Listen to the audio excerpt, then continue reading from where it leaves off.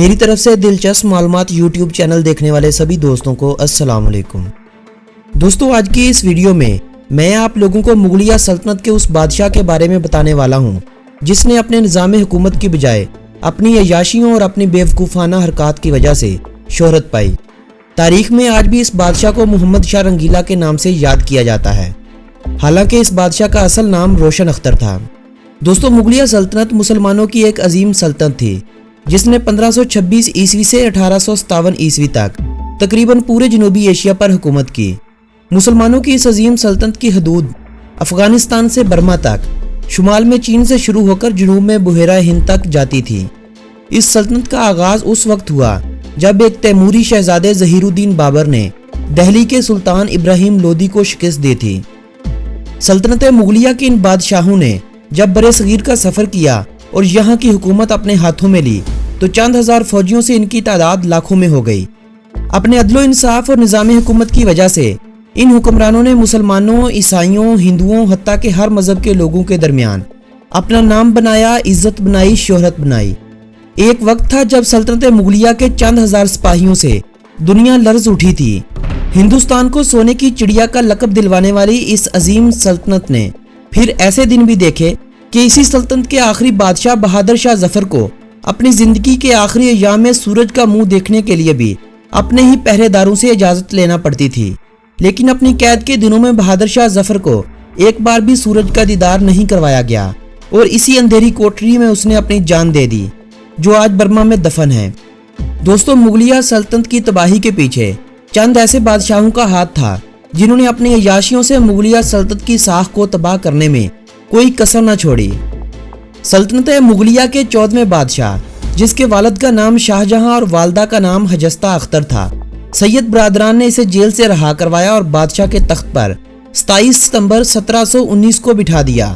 اورنگزیب عالمگیر کے بعد روشن اختر بہادر المعروف محمد شاہ رنگیلا تیموری خاندان کا وہ پہلا سپوت تھا جس نے قیادت اور سیاسی ابتری کے بحران میں طویل المدت بادشاہت کی۔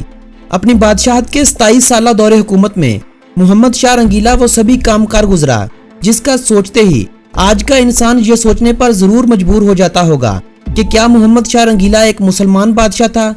آج کی اس ویڈیو میں ہم روشن اختر بہادر کی زندگی پر تفصیلی بات کرنے والے ہیں، لیکن ویڈیو کا باقاعدہ آغاز کرنے سے پہلے میری آپ سبھی دیکھنے والوں سے گزارش ہے کہ اگر آپ نے ابھی تک یوٹیوب پر موجود ہمارے چینل دلچسپ معلومات کو سبسکرائب نہیں کیا تو جلدی سے ہمارے اس چینل کو سبسکرائب کر لیں اور ساتھ موجود گھنٹی کے بٹن کو لازمی دبا دیں تاکہ تمام معلوماتی ویڈیوز جلد سے جلد آپ لوگوں کے پاس پہنچتی رہیں۔ دوستو، محمد شاہ رنگیلا ایک عیش طبع اور غیر متوازن شخص تھا۔ 24 گھنٹے نشے میں دھت رہتا، رقص و سرور اور فحش و ریانی کی باقاعدہ محفلیں منعقد کرواتا اور وزراء اور عیش پرست لوگوں سے داد وصول کرتا۔ وہ قانون توڑنے اور قانون بنانے کے عمل میں بھی خبر تھا۔ وہ ایک ایسا انسان تھا جو اچانک کسی شخص کو ہندوستان کا اعلیٰ ترین عہدہ سونپ دیتا تھا اور جب چاہتا وزیر اعظم کو کھڑے کھڑے جیل بھجوا دیتا تھا۔ وہ اکثر دربار میں ننگا آ جاتا تھا اور درباری بھی اس کی اطاعت اور فرما برداری میں کپڑے اتار دیا کرتے تھے۔ وہ بعض اوقات جوش اقتدار میں سرعام دربار میں پیشاب کر دیتا تھا۔ وہ بیٹھے بیٹھے حکم دیتا کہ کل تمام درباری زنانہ کپڑے پہن کر آئیں اور فلاں فلاں وزیر پاؤں میں گھنگرو باندھ کر آئیں۔ وزراء اور درباریوں کے پاس انکار کی کوئی صورت نہ ہوتی تھی۔ وہ دربار میں آتا اور اعلان کروا دیتا کہ جیل میں بند تمام قیدیوں کو رہا کر دیا جائے اور اتنی ہی تعداد کے برابر مزید لوگ جیل میں ڈال دیے جائیں۔ بادشاہ کے حکم پر سپاہی شہروں میں نکلتے، انہیں جو شہری نظر آتا انہیں جیل میں ڈال دیا کرتے تھے۔ وہ وزارتیں تقسیم کرنے اور خلتیں پیش کرنے کا بھی شوقین تھا۔ وہ روز 5 نئے لوگوں کو وزیر بناتا اور 150 لوگوں کو شاہی خلت پیش کرتا۔ اگلے ہی دن یہ وزارتیں اور خلتیں واپس لے لی جاتی تھیں۔ وہ طوائفوں کے ساتھ دربار میں ننگا آتا تھا، ان کی ٹانگوں، بازوؤں اور پیٹ پر لیٹ کر نظام حکومت چلایا کرتا تھا۔ وہ قاضی شہر کو شراب سے وضو کرنے پر مجبور کرتا تھا۔ اس کا حکم تھا کہ ہندوستان کی ہر خوبصورت عورت بادشاہ کی امانت ہے، جو اس امانت میں خیانت کرے گا اس کی گردن مار دی جائے گی۔ ایک بار اس نے اپنے ایک عزیز ترین گھوڑے کو وزیر مملکت کا عہدہ سونپ دیا اور یہ گھوڑا شاہی خلت پہن کر وزراء کے ساتھ دربار میں پیش ہوتا تھا۔ محمد شاہ رنگیلا کی عیاشیوں اور اس کی بے فکری نے ایران کے بادشاہ نادر شاہ کو ہندوستان پر حملے کے لیے اکسایا۔ وہ 1739 کا ایک سیاہ دن تھا جب نادر شاہ نے اپنے 55,000 فوجیوں کے ہمراہ करनाल के मुकाम पर मोहम्मद शाह रंगीला की 1 लाख से जायद फौज का मुकाबला किया और इसे शिकस्त दो चार किया। इस जंग को अगर तारीख की सबसे मज़ाहिया जंग कहा जाए तो ये भी कहना गलत ना होगा, क्योंकि इस जंग में मोहम्मद शाह रंगीला अपना तोपखाना दिल्ली में छोड़ आए थे। मोहम्मद शाह रंगीला को इसकी नातजर्बाकारी और कमजोर जंगी हिकमत अमली की वजह से बदतरीन शिकस्त का सामना करना पड़ा। नादिर शाह जब मोहम्मद शाह रंगीला को गिरफ्तार करते हुए दिल्ली में दाखिल हुआ तो शहर में नादिर शाह के खिलाफ बगावतों ने जन्म लिया। नादिर शाह के चंद फौजियों को मौत के घाट उतार दिया गया, जिसके बाद नादिर शाह ने अपने फौजियों को कत्ले-आम का हुक्म जारी करते हुए दिल्ली में लूटमार और गारतगरी आम कर दी। नादिर शाह जब दिल्ली से लौटा तो इसके पास बेशबहा सोना, हीरों के साथ हीरों के बेताज बादशाह कोहे नूर, हजारों हाथी और जंगी घोड़े थे।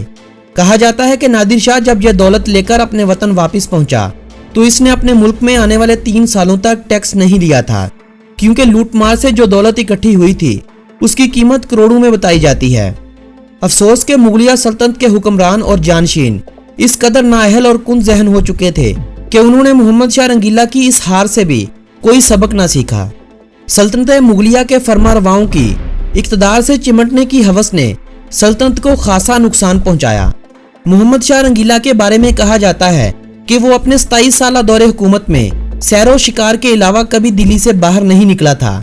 कसरत शराब नोशी की वजह से मोहम्मद शाह रंगीला 26 अप्रैल 1748 को इंतकाल कर गया। मोहम्मद शाह रंगीला के बारे में जब जब मेरा पढ़ने का शौक हुआ तो मुझे तारीख की किताबों से बेशुमार रंगीले मिले, जिनमें यूनान का वो बादशाह भी शामिल था जो अपनी मलका के साथ बरहना होकर दरबार से निकलता और अपने बेलिबास जिस्म के बारे में शहरियों से सवाल करता कि उसने किस रंग का सूट पहन रखा है। ईरान का वो बादशाह भी शामिल था जो अपनी मलका के साथ शतरंज खेलता था। अगर मलका एक बार हारती तो वो बादशाह को एक कनीज पेश करती थी, और अगर बादशाह हारता तो वो मलका को एक वजीर पेश करता था। आप तारीख का कोई बाब उठाकर देख लें, आपको इसमें बेशुमार रंगीले देखने को मिलेंगे। 20वीं सदी में हमारे बुजुर्गों ने मोहम्मद शाह रंगीले दफन किए और हमारे लिए एक बेहतर मुल्की निज़ाम मुहैया किया, लेकिन आज हम 21वीं सदी में दोबारा मोहम्मद शाह रंगीला के जानशीन ढूंढते फिर रहे हैं। हम गर्म तवे पर बर्फ जमाने की कोशिश कर रहे हैं। हम 21वीं सदी में मोहम्मद शाह रंगीले को वापस ला रहे हैं। हम परवेज मुशर्रफ जैसे रंगीले के चुंगल से निकलते हैं तो बीबी मरहुमा के गम में निढाल होकर आसिफ अली जरदारी को अपने सर पर सवार कर लेते हैं। हमारी भी क्या बात है, आसिफ अली जरदारी के चुंगल से निकलते ही एक और रंगीले के चुंगल में जा फंसते हैं जो अरबों की करप्शन का माहिर होता है, जिसने अपनी फैक्ट्रियां अपने मुल्क में नहीं बल्कि दुश्मन मुमालिक में लगा रखी होती हैं। एक शख्स हमें बार बार मोहम्मद शाह रंगीला जैसों के चुंगल से छुड़वाने की लगातार कोशिश करता है, लेकिन हमारा मुकद्दर रंगीले ही बन चुके हैं। इसकी एक बड़ी वजह हमारा अपना खुद के साथ इंसाफ ना करना है। दूध में पानी हम मिलाते हैं, नाप तोल में कमी हम करते हैं, अपने ही मुसलमान भाइयों को हम खुद मारते हैं। कोई खालस चीज हमें रास नहीं आती और ना ही हम चाहते हैं कि किसी और को रास आए। हम ऐसे लोग हैं जो एक करप्ट लीडर को अपना हीरो मान बैठते हैं। हम ऐसे लोग हैं जो बार बार कहते हैं अगर खाया है तो लगाया भी है। गुलामी हमारा मुकद्दर बन चुकी है। हम खुददारी के ऐसे जाल में फंस चुके हैं जिसको अपना भूखा भाई भी नजर नहीं आता। यकीन जानिए, जब तक हम खुद की इस्लाह नहीं कर लेते ऐसे रंगीले हमारे मुकद्दर में लिख दिए जाएंगे। आज की इस वीडियो का इख्तिताम मैं अल्लामा इकबाल के इस शेर पर करता हूँ कि खुदी को कर बुलंद इतना कि हर तकदीर से पहले खुदा बंदे से खुद पूछे बता तेरी रजा क्या है। वीडियो पसंद आने की सूरत में लाइक, कमेंट और इसे अपने दोस्तों के साथ व्हाट्सएप और फेसबुक वॉल पर शेयर करना हरगिज न भूलें। मिलेंगे ऐसी ही एक मालूमाती और तफरीही वीडियो के साथ। तब तक के लिए अपने इस दोस्त को दें इजाजत। अल्लाह निगहबान।